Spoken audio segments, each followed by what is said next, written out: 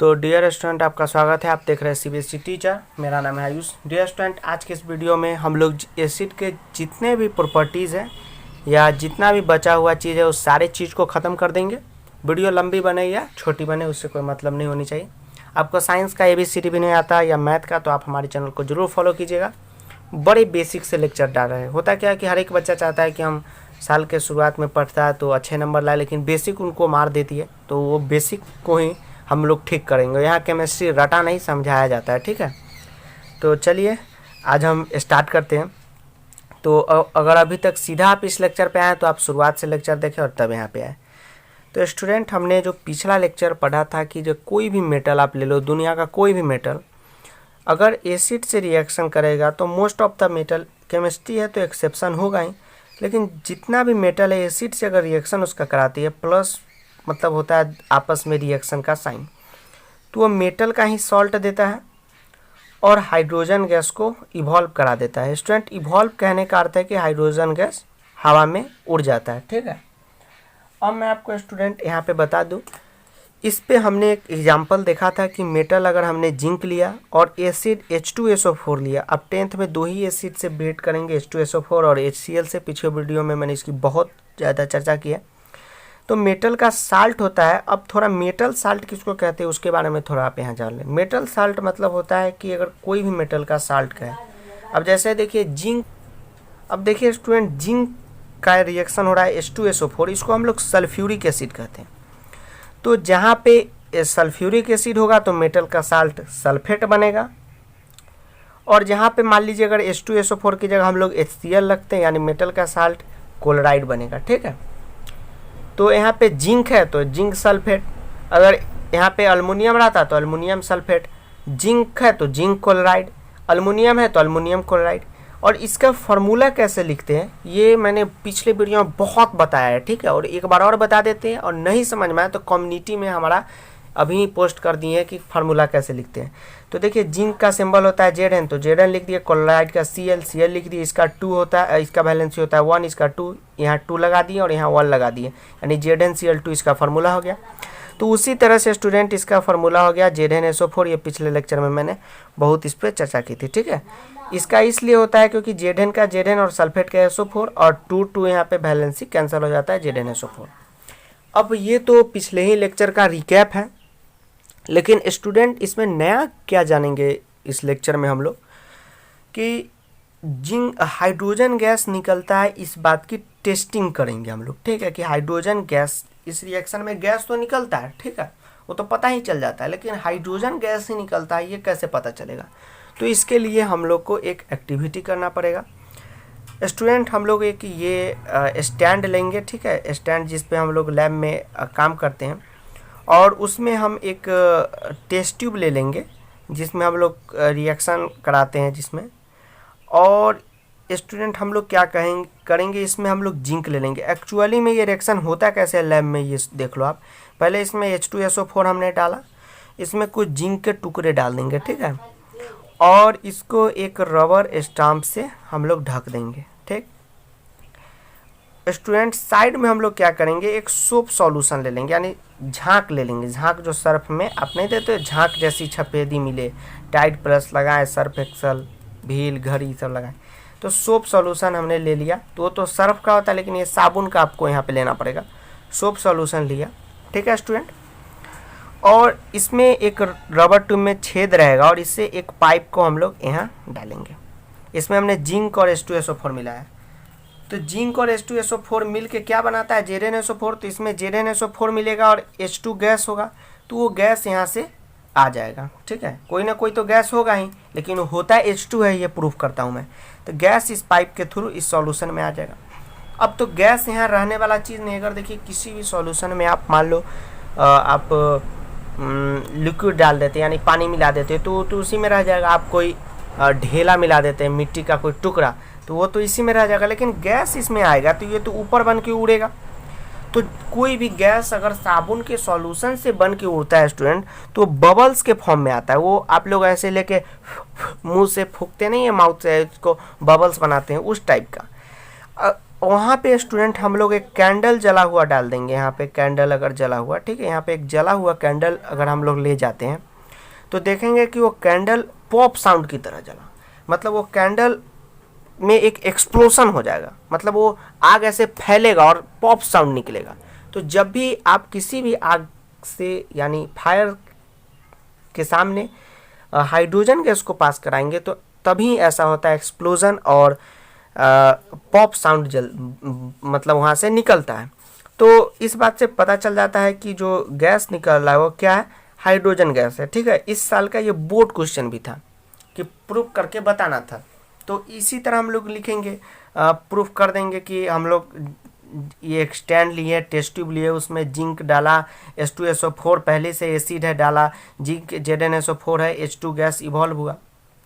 तो ये हम लोग को जानना है स्टूडेंट। इसके पीछे इतिहास भी है कि SO4 यहाँ रहता है और H2 एक एटम डिस्ट्रॉय होता है और एक यहाँ मतलब डायरेक्ट H2 यहाँ बच जाता है। HCl में भी वही कहानी है, Cl यहाँ चले आता है तो H बच के उड़ता है, तो गैस इवॉल्व होता ही है।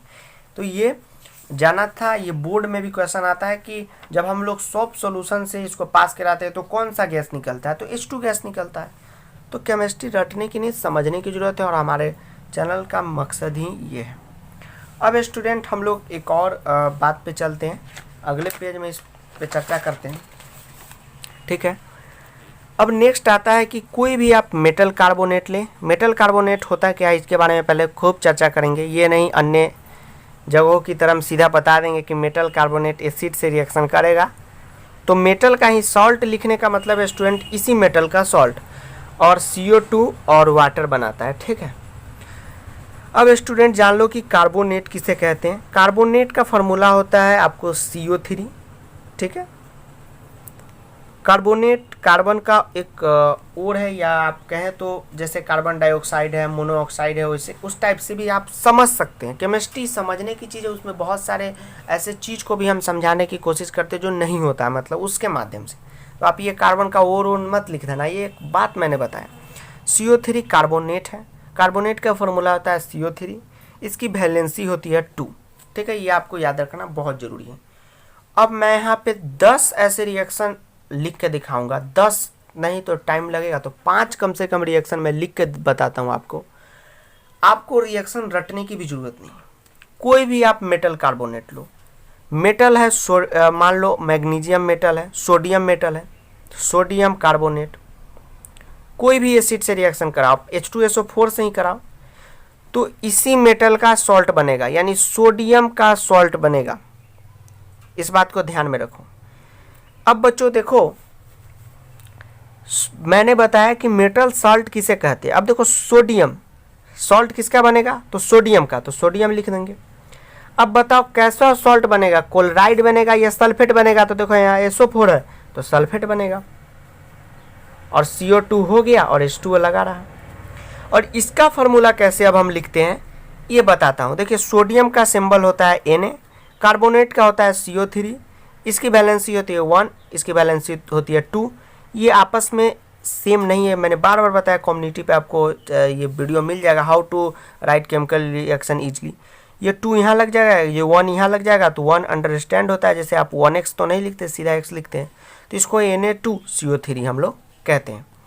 H2SO4 यहाँ का आ गया, सोडियम सल्फेट का Na, इसी तरह SO4 का 2, तो 2 यहाँ लग जाएगा, Na2SO4 और CO2 निकलता ही और H2O निकलता ही है।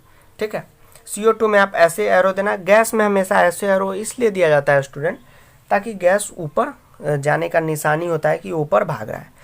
यहाँ पे आप मैग्नीशियम ले लो, मैग्नीशियम कार्बोनेट, तो मैग्नीशियम कार्बोनेट कैसे बनाएंगे, कोई भी आप मेटल कार्बोनेट लो, मेटल और कार्बोनेट, मैग्नीशियम मेटल है कार्बोनेट लगा दो मैग्नीशियम कार्बोनेट, कैल्शियम मेटल है कार्बोनेट लगा दो कैल्शियम कार्बोनेट।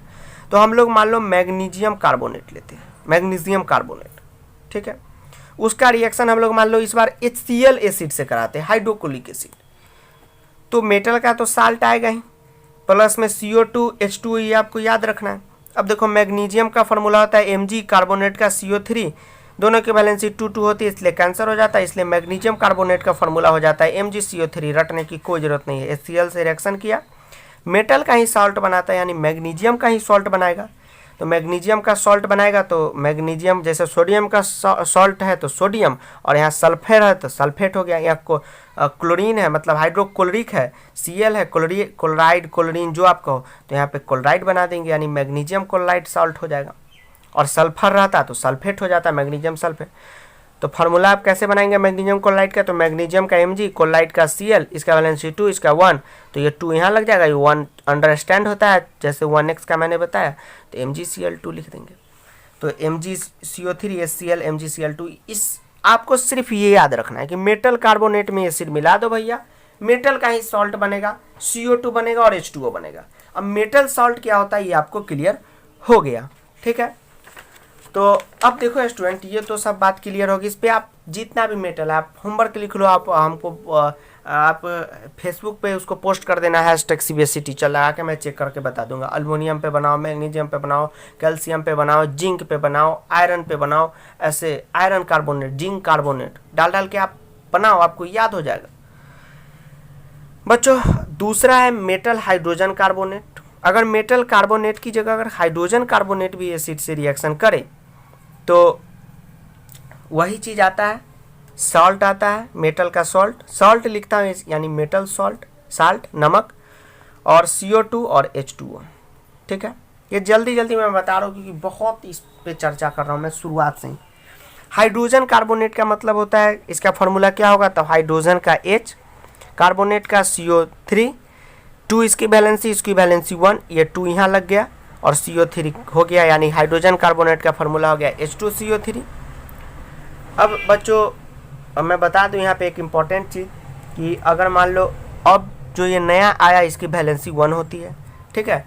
तो ये सब आपको क्या हो रहा है ये समझ में नहीं आ रहा, तो आपको एसिडिक बेसिक रेडिकल और ये सिंबल याद करना जरूरी है। अब कोई भी मेटल हाइड्रोजन कार्बोनेट लो, अगर सोडियम हाइड्रोजन कार्बोनेट लेते हो तो सोडियम का फार्मूला Na, दोनों की वैलेंसी 1 इसलिए कट गया, तो NaH2CO3 में इतना रटने की आवश्यकता है, ये कोई ज़रूरी नहीं है। आप HCl मिला दो, ये आपको मेटल का साल्ट यानी सोडियम का साल्ट यानी NaCl नमक देगा। सोडियम का साल्ट तो आप घर में यूज करते हैं, CO2 H2O। अब देख लो सोडियम यहाँ पे Cl है तो क्लोराइड बनेगा ना, तो इसका Na और इसका Cl दोनों का 1 कट गया तो NaCl H2O। तो ये था, इस पे आप बहुत प्रकार का बना सकते हैं। तो स्टूडेंट अब मैं इतनी ही बनाता हूँ क्योंकि ज़्यादा वीडियो हो जाएगा तो आप समझने में थोड़ा दिक्कत होगा।